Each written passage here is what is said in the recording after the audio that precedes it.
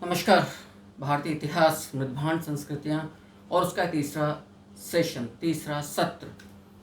मृदभांड संस्कृतियों का जो क्रम तक आप लोगों ने देखा है उसके अंदर हमें मोटे तौर पर सबसे पहले ब्लैक एंड रेड वेयर्स जो मध्यपाषाण नवपाषाण कालीन थे।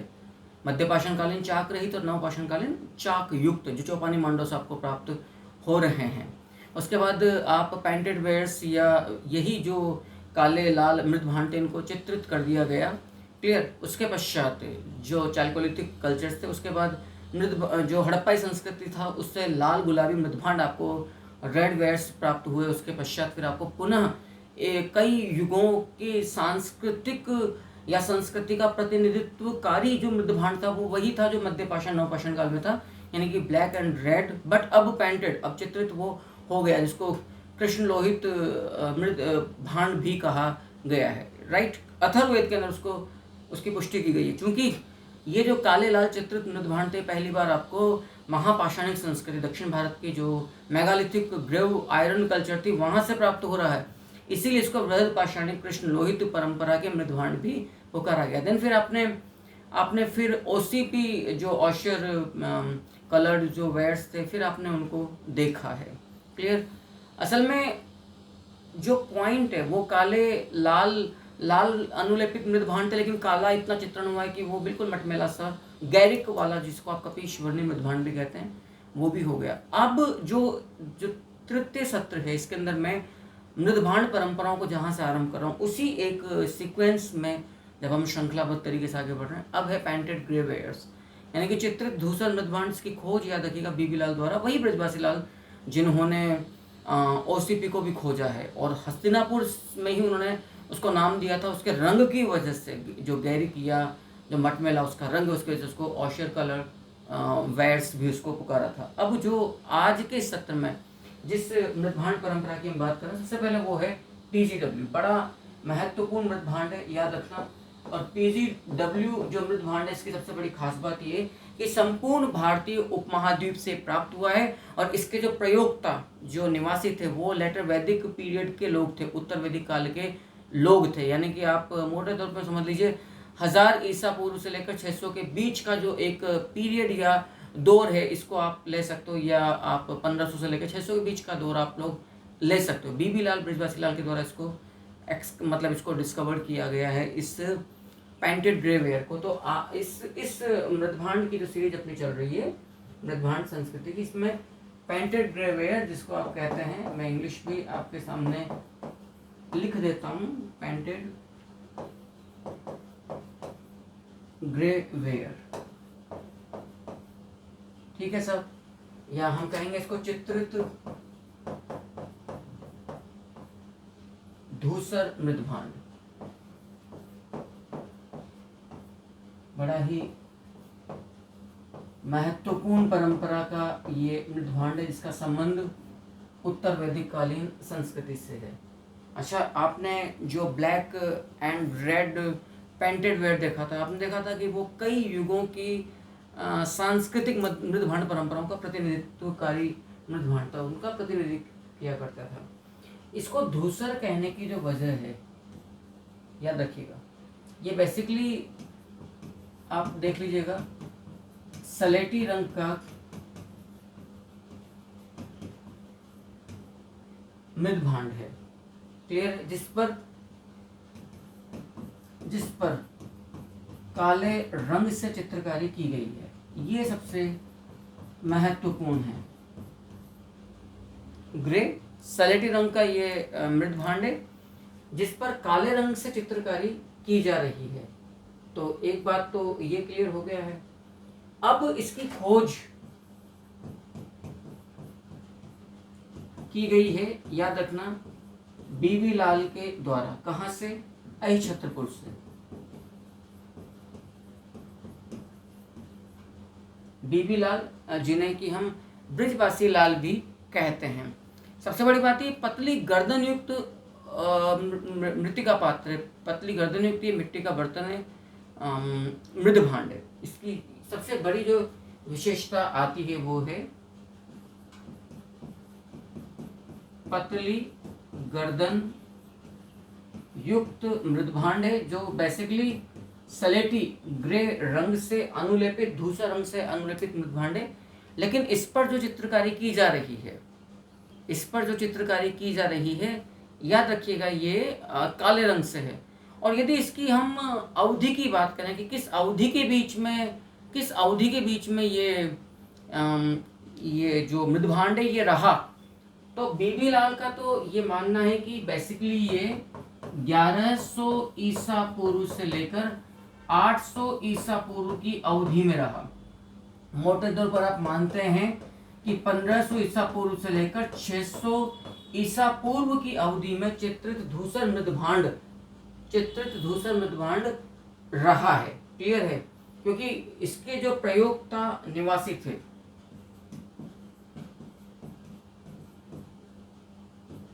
इस मृद भांड के जो प्रयोक्ता निवासी थे वो कौन थे? उत्तर वैदिक कालीन निवासी। याद रखिएगा।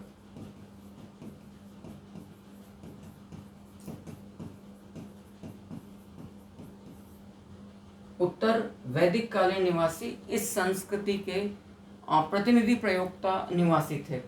अब जब हम जिसको हम लेटर वैदिक पीरियड कहते हैं, जिसको हम उत्तर वैदिक काल कहते हैं, बेसिकली वो दौर ही हमारे सामने पड़ता है 1000 से लेकर 600 ईसा पूर्व तक का। क्योंकि 1500 से लेकर 600 के बीच का जो दौर है, माफ करना, 1500 से लेकर 1000 ईसा पूर्व के बीच का जो दौर है वो प्री वैदिक या ऋग्वैदिक पीरियड है, यानी कि पूर्व वैदिक काल है या ऋग्वैदिक काल है।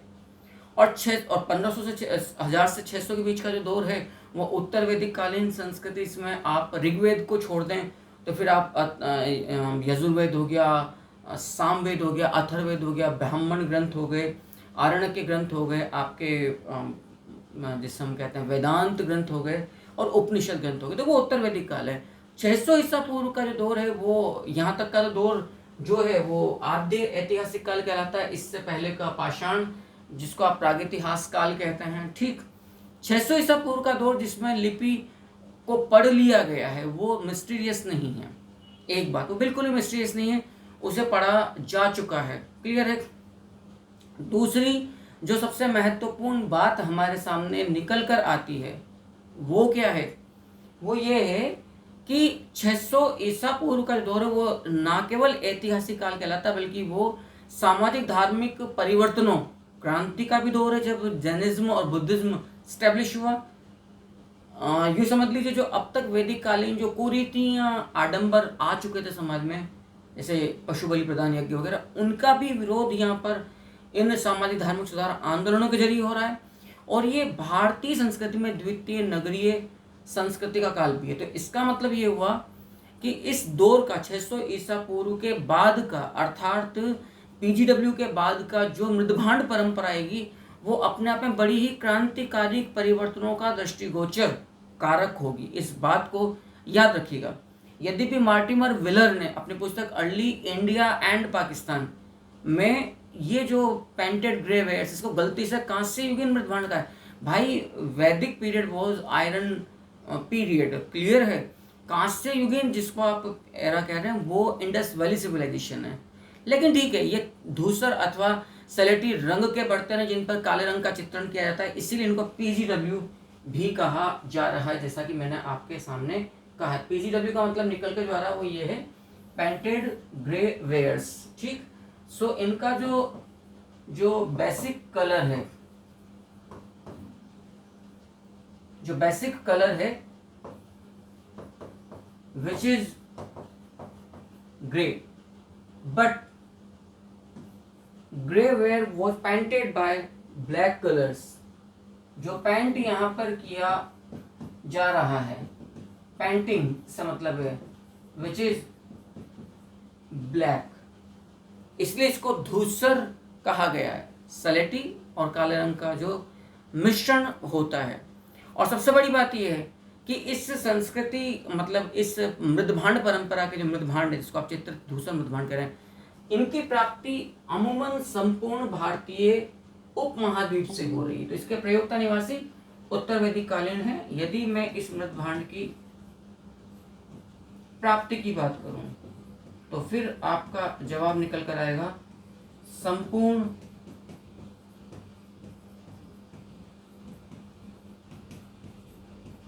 भारतीय उपमहाद्वीप, संपूर्ण भारतीय उपमहाद्वीप इस मृदभांड परंपरा की प्राप्ति का स्थल है, एंटायर इंडियन सब कॉन्टिनेंट।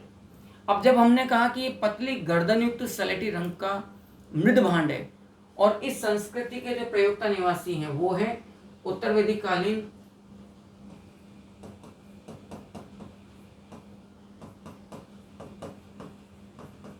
लोह प्रयोक्ता निवासी। तो ये प्रश्न भी आता है, देखो ये प्रश्न बहुत स्पष्ट आ सकता है कि लोहयुगीन परंपरा का, लोहयुगीन संस्कृति का पहला प्रयोक्ता या पहला प्रतिनिधित्वकारी मृदभांड परंपरा कौन सी? तो आपका स्पष्ट जवाब होगा PGW, यानी कि पेंटेड ग्रे वेयर।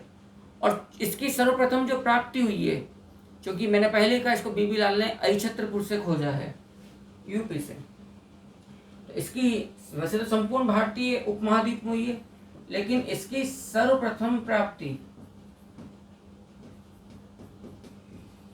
याद रखिएगा, इसकी सर्वप्रथम जो प्राप्ति हो रही है वो हो रही है कहां से?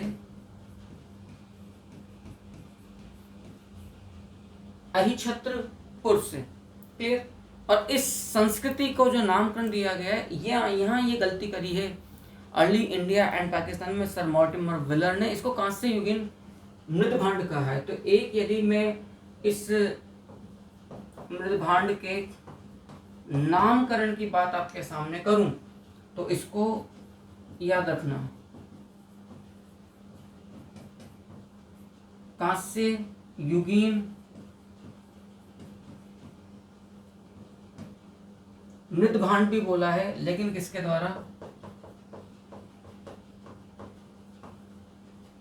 सर मॉर्टिमर विलर के द्वारा। और सर मॉर्टिमर विलर ने अपनी पुस्तक, याद रखिएगा, अर्ली इंडिया एंड पाकिस्तान में इस तथ्य को उजागर किया है कि जिसको आप PGW बोल रहे हो कांस्य युगीन मृदभांड है, जबकि ये तथ्य सरासर गलत है। कांस्य युगीन मृदभांड ये किसी भी सूरत में नहीं हो सकता। आप लोग जानते हो कांस्य युगीन मृदभांड में दो परंपरा आ रही है, रेड वेयर जिसको आप लाल गुलाबी मृदभांड कह चुके हैं, और एक ब्लैक एंड रेड वेयर्स यानी कि काले और लाल मृदभांड भी आप उन्हें कह सकते हो। तो मोटे तौर पर आप, मैं उम्मीद करता हूँ कि अब ये बात आपको अच्छे से समझ में आ गई। मैं स्क्रीन आउट होता हूँ कुछ वक्त के लिए, आप आराम से इस पूरे मैटर को ठीक से देख लीजिए और समझ लीजिएगा, फिर हम अपनी बात को थोड़ा सा और आगे बढ़ाते हैं। देखो आपने ये, उम्मीद करता हूँ आपने लिख लिया होगा। अच्छा, यहाँ से ये बात और याद रखना कि जो PGW जो मृदभांड परंपरा है, इस परंपरा में सिर्फ एक ही प्रकार के बर्तन नहीं पाए गए हैं संपूर्ण भारतीय उपमहाद्वीप में, जिसको आपने PGW का, PGW का मतलब है कि ये जो मृदभांड है, जो मिट्टी के बर्तन है, विविध जो बर्तन है, जिनमें टोटीदार पात्र हो सकता है, लोटा हो सकता है, कलश हो सकता है, समझिएगा क्या कहना चाहिए इसको, नांद हो सकती है। ये असल में जो इनकी विशेषता है, सलेटी रंग के ये पात्र हैं जिन पर काला चित्रण पाया गया। तो कई विशेष प्रकार के जो पात्र हमें विभिन्न स्थलों से पाए जा रहे हैं, उनमें देखो लोटा, इस PGW परंपरा का लोटा आपको पाया जा रहा है रोपड़ से। अब रोपड़ के बारे में मैं पहले भी कह चुका हूं, संपूर्ण भारतीय उपमहाद्वीप में स्वतंत्रता के पश्चात प्रथम खोजा गया और उत्खनित हड़प्पाई स्थल है रोपड़। तो लोटा आपको रोपड़ से प्राप्त हो रहा है। टोटीदार पात्र जो है वो सरदारगढ़ से प्राप्त हो रहा है।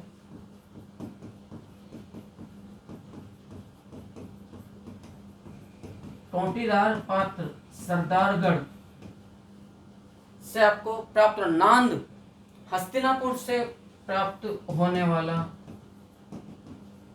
प्राप्त, ये सारे के सारे जो मृदभांड हैं वो PGW परंपरा के हैं। आपके नांद हो गया, रिम आधार का जो पात्र होता है वो अल्लाहपुर कहला रहा है, नीचे का जो राउंड शेप जो रिम आधार पात्र,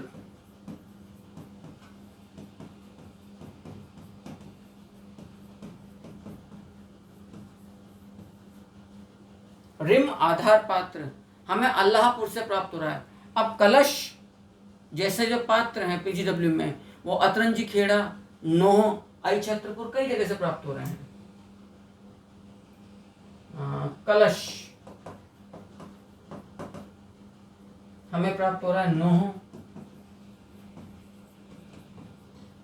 अतरंजी खेड़ा एवं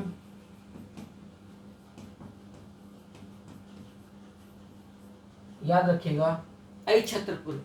इन तमाम स्थलों से आपको इस परंपरा के पात्र, जिनको आपने पीजीडब्ल्यू पेंटेड ग्रे वेयर्स कहा है, मैं बार बार बोल रहा हूँ, ये काफ़ी सीरियस सेशंस हैं। इस तरह की क्लासेस आपको एक पूरा कंप्लीट पैकेज आपको प्रदान करता है। और सबसे बड़ी बात तो भाई ये कि अभी तक यहाँ ये चार्ज या पेड कोर्सेज के रूप में नहीं है। अब एक प्रश्न और उठता है कि जो पीजीडब्ल्यू जो पेंटेड ग्रे वेयर्स हैं, इनकी निर्माण तकनीकी क्या है। आप आइडिया लगाइएगा, इनको काफ़ी उच्च ताप पर पकाया जाता है, इसलिए इनका रंग सलेटी या धूसर हो जाता है। और जिस मिट्टी से बर्तन बनाए जाते हैं वो भली भांति गूंथी गई चिकनी मिट्टी होती है। 800 डिग्री सेल्सियस टेम्परेचर पर इन्हें तपाया जाता है। चाक पर निर्मित मृदभांड हो तो समझ में आता है भाई, चाक पर निर्मित मृदभांड तो व्हील पर, तो आप लोग देख लीजिएगा ना कि वो नियोलिथिक पीरियड से ही बनते आ रहे हैं। ये अलग बात है कि इनमें कुछ पात्र हस्त निर्मित भी होते हैं, जो थोड़े छोटे आकार के पात्र हैं, जिनमें बहुत ज़्यादा व्हील की आवश्यकता, चाक की आपको आवश्यकता नहीं है। तो चिकनी मिट्टी को ढंग से गूंथ कर और फिर उच्च ताप पर लगभग 800,000 डिग्री सेल्सियस पर इन पात्रों को पकाया जाता है। और इतने ताप की वजह से इन ये जो मृदभांड है, जिनको आप पीजीडब्ल्यू या चित्रित धूसर मृदभांड कह रहे हैं, इनका रंग सलेटी हो जाता है, ग्रे कलर हो जाता है। अब पक्की बात है, जब आपने कहा कि ये छत्रपुर से प्राप्त हो रहा है और लोहयुगीन उत्तर वैदिक कालीन जो संस्कृति थी उसके निवासी इन चित्रित धूसर मृदभांडों को, जिनको आपने कहा है पेंटेड ग्रे वेयर्स, को काम में लेते थे, इसका मतलब हुआ कि इस मृदभांड, ये जो मृदभांड परंपरा है, इसका लोहयुगीन सभ्यता के साथ निकट का संबंध था। लोहयुगीन संस्कृति और पक्की ईंटों, यूपी में एक स्थल है भगवानपुरा। भगवानपुरा से ये कंफर्म है कि इस संस्कृति के प्रयोक्ता लोग ईंटों, पक्की ईंटों से भी परिचित थे।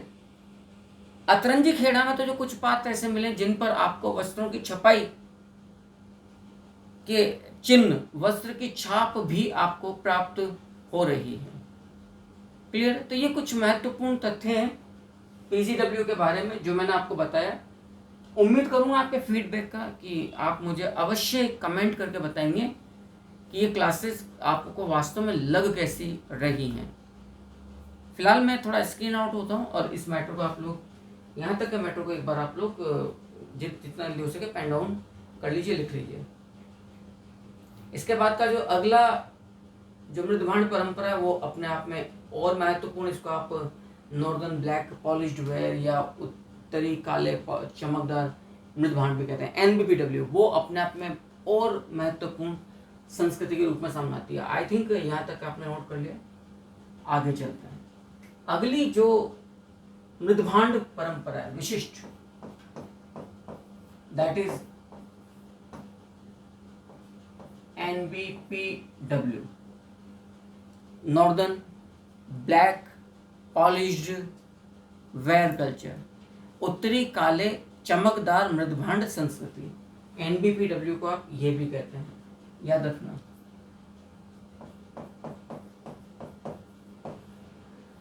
लिख देते हैं नॉर्दर्न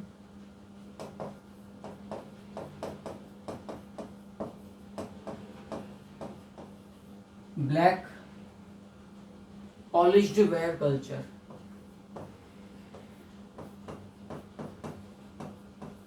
क्या है ये? उत्तरी काले पॉलिश्ड यानी कि चमकदार मृदभांड संस्कृति।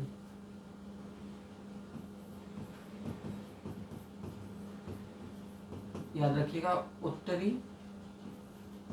काले चमकदार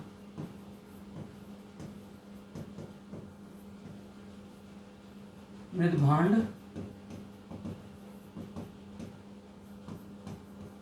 संस्कृति। तो नॉर्दर्न ब्लैक जो पॉलिश्ड वेयर कल्चर है, पक्की बात है कि ये इसका संबंध ऐतिहासिक काल से है, एनबीपीडब्ल्यू, और ये सबसे अधिक महत्व के हमारे मृदभांड परंपरा है, क्योंकि 600 ईसा पूर्व तक का जो मृदभांड है वो पीजीडब्ल्यू आपको पाया जा रहा है, इसको आप चित्र दूसरा मृदभांड कहते हैं। क्लियर। इसको सबसे पहले खोजा गया के सिन्हा द्वारा तक्षशिला से, भीर टीला 1913 ईस्वी में, और श्रावस्ती से खोजा गया के सिन्हा के द्वारा, माफ करना, पहले भीर टीला तक्षशिला से। और हम पहले सेशन में पढ़ चुके हैं कि संपूर्ण भारतीय मृदभांड परंपरा में तक्षशिला से उत्खनित मृदभांड परंपरा के पुरातात्विक महत्व का अध्ययन पहली बार तक्षशिला के भीर टीला से जो मृदभांड परंपराएं प्राप्त हुई उन्हीं का किया गया। यद्यपि एनबीपीडब्ल्यू से पहले के मृदभांड में प्राप्त हो रहे हैं, इसका जो संबंध है वो ऐतिहासिक काल से, यानी कि 600 ईसा पूर्व से लेकर आप मौर्योत्तर काल तक आ सकते हैं। तो इसका संबंध मतलब 600 ईसा पूर्व अर्थात 6ठी शताब्दी ईसा पूर्व अर्थात बुद्ध युग अर्थात सामाजिक धार्मिक सुधार आंदोलन की क्रांति का जो दौर है अर्थात द्वितीय नगरीय क्रांति से भी आप इसको जोड़ सकते हैं। इसको आपने ब्लैक ग्लेज्ड वेयर के नाम से भी पुकारा है, इसको बुशेरो वेयर्स के नाम से भी पुकारा गया है, बकेरो वेयर्स या बुशेरो वेयर्स भी इनको कहा जाता है। काचित पात्र, सर जॉन मार्शल इसको नाम दिया है। एनबीपीडब्ल्यू इसको सर मॉर्टिमर व्हीलर और कृष्णदेव के द्वारा नाम दिया गया। अब आप आइडिया लगाइएगा किस लेवल का। इनको डिलक्स वेयर भी क्या कहा गया, क्योंकि ये बड़े संभ्रांत धनाढ्य संस्कृति और उन परिवारों के द्वारा, उन लोगों के द्वारा ये प्रयुक्त होते थे। क्लियर। सो एनबीपीडब्ल्यू जिसको आपने कहा northern black polished where culture, ये असल में यदि मैं इसकी अवधि की आपके सामने बात करूं तो 700 या आप कहेंगे 600 ईसा पूर्व से लेकर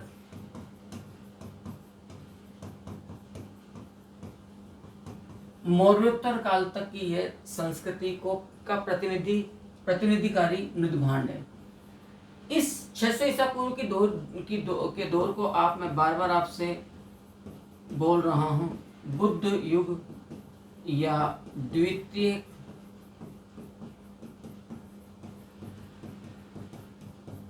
नगरीय क्रांति भी आप इसको कहते हैं। इसको आप सामाजिक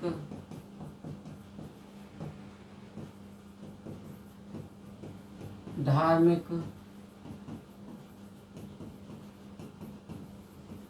सुधार आंदोलन का युग भी कहते हैं, जब ब्राह्मण वादी परंपरा के विरोध में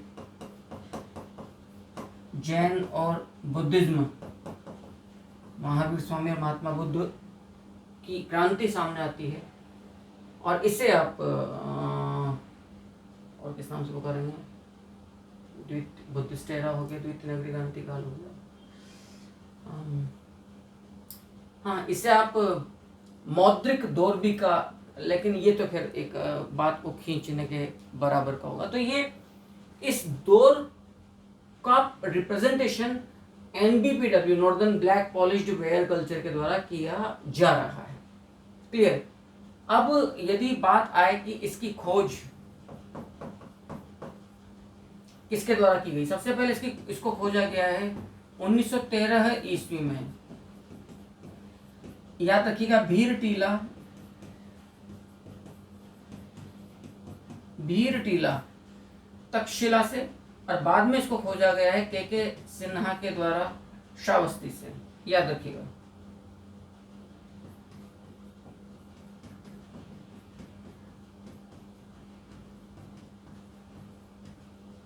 के सिन्हा द्वारा इसको श्रावस्ती से भी खोजा गया है। कई सारे नामकरण इस एनबीपीडब्ल्यू के किए गए हैं, कई विशिष्ट प्रकार के नामकरण, जिनमें एक बड़ा ही महत्वपूर्ण जो नामकरण हमारे सामने आता है वो ये है, इसको डिलक्स वेयर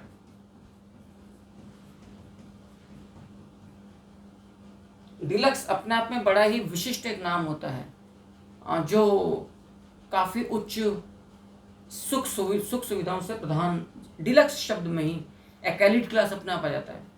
उसकी वजह क्या है कि बुद्ध युग में भी ज़्यादातर ये जिन घरों से पाए गए हैं मृदभांड, या जिन स्तरों से पाए गए हैं, वो संभ्रांत, धनाढ्य, एलिट, रिच पर्सन्स या उस क्लास को बिलोंग्स करने वाले उस महत्व के ये सभ्यता के स्थल हैं।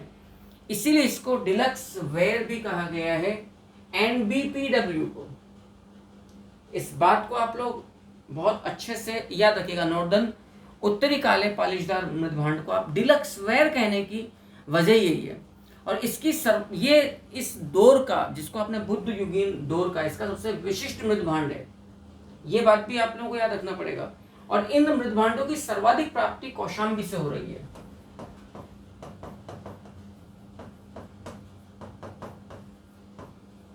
इन मृदभांडों की, NBPW की, याद रखना, यूपी में सर्वाधिक जो प्राप्ति हो रही है वो कहां से हो रही है? कौशाम्बी से हो रही है। यद्यपि पहली प्राप्ति कौशाम्बी से, बाकी तो अमूमन NBPW जो है वो समझ लीजिएगा लगभग संपूर्ण भारतीय उपमहाद्वीप से आपको पाया ही जा रहा है। यदि प्रश्न आ जाए कि NBPW किस युग का प्रतिनिधि कारक मृदभांड है, विशिष्ट मृदभांड है, तो फिर आप यहां जवाब दोगे बुद्ध युगीन और मौर्य काल।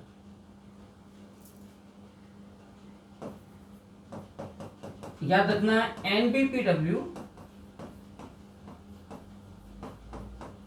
बुद्ध युग एवं मौर्य युगीन संस्कृति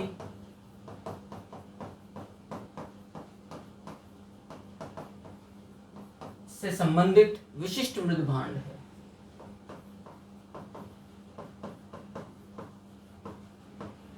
से संबंधित, याद रखिएगा, ये सबसे महत्वपूर्ण है यदि प्रश्न आ जाए, क्योंकि इसी तरह के जो प्रश्न आते हैं हमें जब अपनी स्टडी मटेरियल में, जब इस तरह का बड़ा कंसाइज, बड़ा ही क्लासिफाइड मैटर नहीं होता है, साइंटिफिक रिसर्च बेस्ड, तब फिर हमारे सामने दिक्कत होती है असल में। अब चूंकि पक्की बात है कि इसका रंग काला होगा, इस पर एक पॉलिश ग्लेज्ड, इसको चमकदार बनाया जाता है। जैसे आपने बर्निशिंग एक शब्द पढ़ा था नियोलिथिक पीरियड में, जो मृदभांड परंपरा चल रही चाक पर। तो यदि प्रश्न आ जाए कि बुद्ध युग और मौर्य युग से संबंधित विशिष्ट मृदभांड भारतीय मृदभांड परंपरा में कौन सा है, तब आपका, हट जाता हूं, आराम से देख लीजिएगा, तब आपका आंसर होगा NBPW। NBPW अर्थात जो, जिसको आप कहते हैं उत्तरी रंग काला है क्योंकि उसकी बाहरी सतह चमकदार है, तो प्रधान रंग जो है वो काला है, और उसको ग्लेज्ड किया गया है, इसको चमकदार बनाया गया है। इसीलिए आप इसे उत्तरी काला, पॉलिश्ड, चमकदार मृदभांड भी कहते हैं, NBPW। निर्माण तकनीकी इस मृदभांड की जो सबसे बड़ी विशेषता है वो है इसकी असली पॉलिश, चमक। अब आपको सुनकर आश्चर्य होगा, जब भट्टी में इन NBPW को पकाया जाता था तो बाहरी सतह पर चमक लाने के लिए आयरन ऑक्साइड,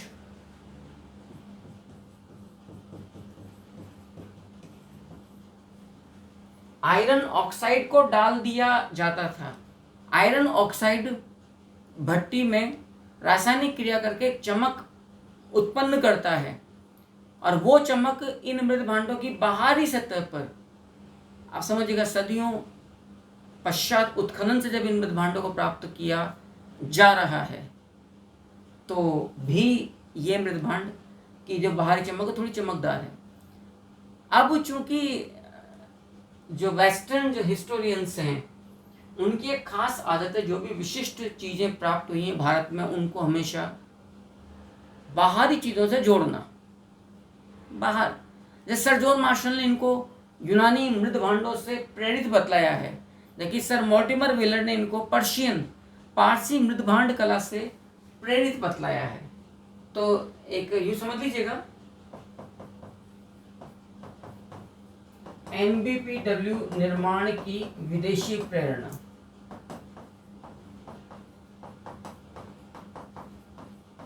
एनबीपीडब्ल्यू निर्माण की विदेशी प्रेरणा, and it's non अनहिस्टोरिकली,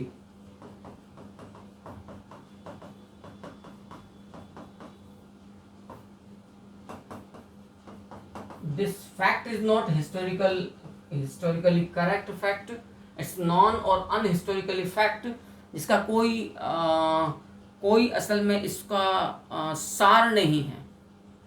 sir Mortimer wheeler ने इसको भूमध्य सागरीय मृदभांड और पारसी मृदभांड कला से प्रेरित बतलाया है। याद रखना, बकवास से बेकार की बात है, शुद्ध भारतीय परंपरा का मृदभांड है।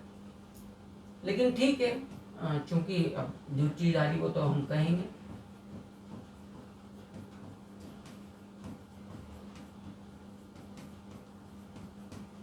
सर मॉर्टिमर व्हीलर के अनुसार ये भूमध्य सागरीय मृदभांड है।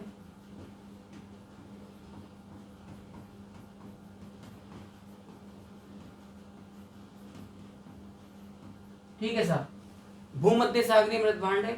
और सर मॉर्टिमर व्हीलर का ये भी कहना कि ये ईरानी मृदभांड कला से भी प्रेरित है।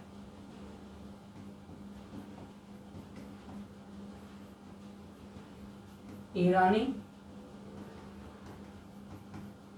मृदभांड कला से भी प्रेरित है, जबकि सर जॉन मार्शल का स्पष्ट मत है कि ये यूनानी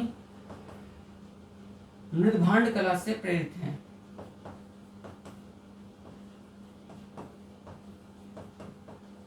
याद रखिएगा, यूनानी मृदभांड कला से प्रेरित है according to sir John martial.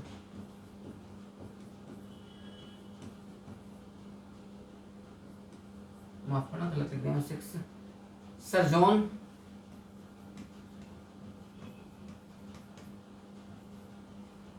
Martial, sir John Marshall ने इनको यूनानी मृदभांड कला से प्रेरित बतलाया है कि सर मॉर्टिमर व्हीलर का कहना है कि ये पर्शियन ईरानी मृदभांड कला से और भूमध्य सागरीय कला से प्रेरित है। ये है एनबीपीडब्ल्यू मृदभांड कला संस्कृति। जो अंतिम, अब जो लास्ट सेशन होगा इस मृदभांड परंपरा की जो सीरीज अपनी चल रही है, उसके अंदर हम फिर फाइनली एक पूरे क्रम को आपके सामने रख देंगे, कहाँ से कहाँ तक ये परंपरा चली आ रही है। उम्मीद करता हूँ कि काफ़ी विस्तार से पहली बार आपको ये मृदभांड संस्कृतियाँ एक पूरे क्रम में आपके सामने क्लियर होती चली जा रही होगी। और मैं कोशिश कर रहा हूँ कि एक तरफ मृदभांड परंपरा, एक तरफ उनका काल बिल्कुल स्पष्ट करता हुआ आपके साथ चलूँ, जो मैं कई 2-3-4 बार इस माइंड मैप को या चार्ट को आपके सामने रख चुका हूँ। सो मुझे इजाज़त दीजिए, नेक्स्ट सेशन तक के लिए